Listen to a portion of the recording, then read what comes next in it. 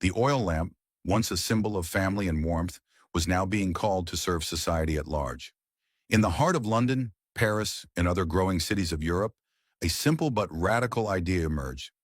What if every street corner had its own light? At first it seemed impossible. The streets were filled with carriages, market stalls, and muddy roads. How could one safely place fire in such chaos? But necessity has always driven innovation. Tall wooden poles were installed, iron hooks were attached, and hanging from these, lanterns filled with oil were placed. They stood like silent guardians, ready to fight back the night.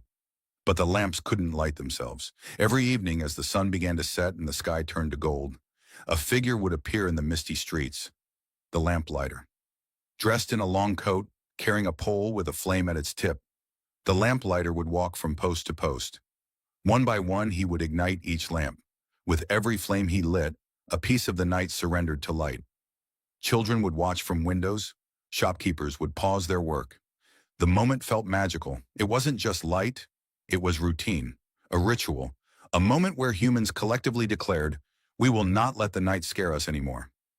The streets glowed dimly, but it was enough.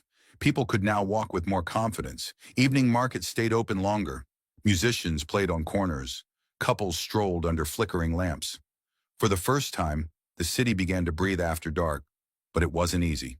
The lamps required oil, and oil had to be carried by hand. Every morning, the same lamplighter or his partner would return, climb each post, refill the lamps, clean the glass, replace broken wicks. If it rained heavily or the wind was strong, the lamps would go out. And if they weren't maintained regularly, they wouldn't burn at all. It was a job that demanded patience, strength, and care.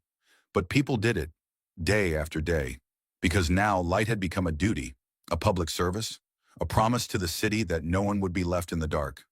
As more lamps were installed, the city began to change. Architecture adapted. Lampposts became part of the urban landscape. Street names appeared beneath them. Fountains were built near them. Some cities even introduced guards to protect the lamp oil from being stolen. In elite neighborhoods, lamp designs grew elaborate. Brass casings, carved frames, colored glass.